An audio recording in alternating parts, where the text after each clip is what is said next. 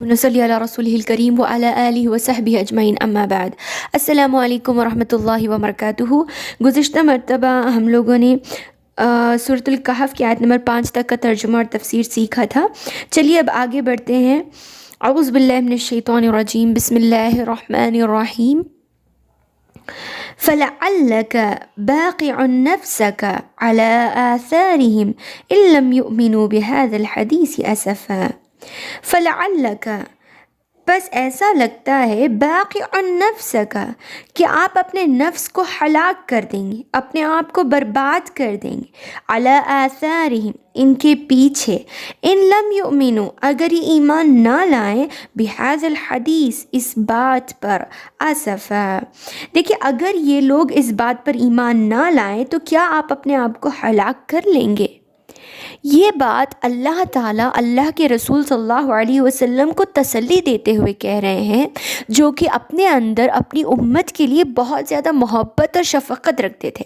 اللہ کے رسول صلی اللہ علیہ وسلم چاہتے تھے کہ ان کی پوری امت ایمان لے کر آ جائیں، وہ چاہتے تھے کہ پوری امت جنتی ہو جائیں، سب جہنم سے بچ جائیں۔ یہ محبت اور درد وہ اپنے اندر ساری امت کے لیے رکھتے تھے۔ تو ان کی اس ٹینشن کو، ان کی اس پریشانی کو، ان کی اس فکر کو دیکھتے ہوئے اللہ تعالیٰ کہہ رہا ہے کہ کیوں آپ ان کے پیچھے اپنے آپ کو ہلاک کر رہے ہیں، برباد کر رہے ہیں؟ آپ کا کام تو صرف پہنچانا ہے۔ آپ ایک رسول ہیں، نبی ہیں، ہم نے آپ پر کتاب اتاری، آپ لوگوں تک پہنچا دیجیے، آگے وہ ہیں، اللہ ہے۔ اگر وہ ایمان لائے تو اللہ تعالیٰ انہیں نوازے گا، اگر نہ لائے تو اللہ انہیں سزا دے گا، آگے ان کا اور اللہ کا معاملہ ہے۔ خبر میں بھی انہیں اکیلے تنہا اللہ کے سامنے کھڑا ہونا ہے، جواب دینا ہے، اور اللہ قیامت کے دن بھی اللہ تعالیٰ کے سامنے وہ خود جواب دے ہوں گے۔ آپ کیوں پریشان ہوتے ہیں؟ کیوں آپ ان کے لیے اتنی زیادہ ٹینشن لیتے ہیں؟ اللہ تعالیٰ تسلی دیتے ہوئے اللہ کے رسول کو کہہ رہا ہے کہ آپ ٹینشن نہ لیں۔ اس بات سے مراد اس کتاب پر، قرآن مجید پر اگر وہ لوگ ایمان نہیں لا رہے ہیں، اتنی ساری کوششوں کے باوجود اللہ کے رسول کو ٹینشن ہوتی تھی کہ اتنی ساری میں محنت کر رہا ہوں، اتنی کوششیں کر رہا ہوں، لیکن پھر بھی اکثر لوگ ایمان نہیں لا رہے ہیں، تو اللہ تعالیٰ انہیں تسلی دیتے ہوئے اللہ تعالیٰ نے یہ آیت نازل کی۔ اِنَّا جَعَلْنَا بے شک، جعلنا ہم نے بنایا، ما علی الارض جو کچھ زمین پر ہے، عرض زمین، جو کچھ زمین پر ہے ہم نے اس کو زینت اللہ، اس کی زینت بنایا۔ زمین پر کیا ہے؟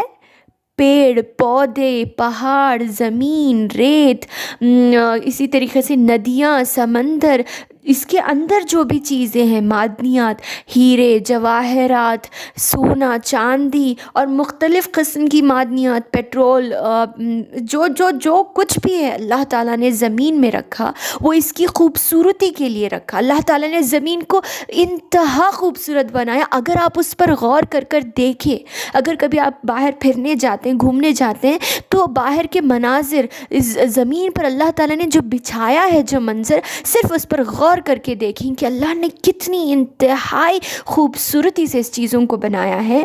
تو اللہ تعالیٰ نے اس خوبصورتی کو بنایا ہے، کیوں بنایا؟ لِنَبْلُوَهُمْ تاکہ وہ آزمائیں۔ کیا اللہ تعالیٰ آزمانا چاہتا ہے؟ أَيُّهُمْ أَحْسَنُ عَمَلًا کون ہے ان میں سے اچھا عمل کرنے والا؟ احسن، اچھا، بہترین عمل کرنے والا کون ہے؟ اللہ تعالیٰ یہ جاننا چاہتا ہے۔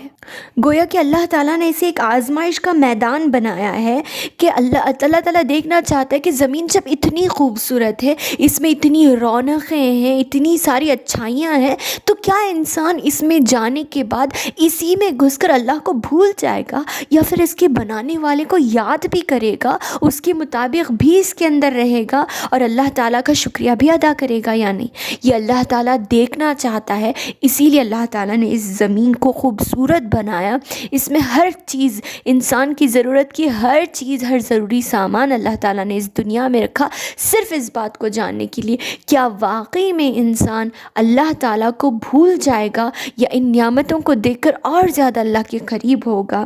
وَإِنَّ اور بے شک، لَجَاعِلُونَ ہم بنانے والے ہیں، مَا عَلَيْهَا جو کچھ اس پر ہے، سعیداً جروزا صاف چٹیل میدان، اللہ تعالیٰ اس زمین پر جو کچھ ہے اسے صاف چٹیل میدان بنا دے گا، یعنی بالکل بنجر زمین کی طرح ایک دم جیسے اجڑا ہوا سب کچھ ہوتا ہے، ویسے یہ زمین اس کی خوبصورتی پوری ختم ہو جائے گی اور یہ زمین صاف چٹیل میدان کی طرح ہو جائے گی۔ دیکھیں ان دونوں آیتوں میں جو تعرض ہے اس کے بارے میں ابن کثیر رحمہ اللہ بیان کرتے ہیں کہ اللہ تعالیٰ نے ہی اس دنیا کو خوبصورت بنایا، زمین میں زینت رکھی، لیکن اللہ تعالیٰ ہی قیامت کے دن اس سب کو اجاڑ دے گا، اللہ تعالیٰ اس سب کو برباد کر دے گا۔ اس بات سے یہ بات معلوم ہوتی ہے کہ دنیا اور اس کی زینت، دنیا اور اس کی خوبصورتی، دنیا اور اس میں پائے جانے والی ہر چیز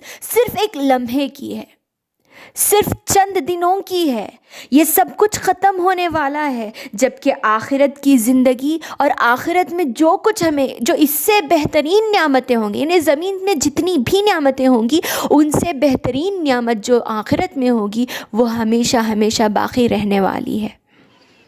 انشاءاللہ آئندہ کی تفسیر اگلی ویڈیو میں کریں گے۔ امید ہے آپ لوگوں کو سمجھ میں آیا ہوگا، اگر نہیں آیا تو آپ سوال کر سکتے ہیں کمنٹس میں۔ السلام علیکم ورحمۃ اللہ وبرکاتہ۔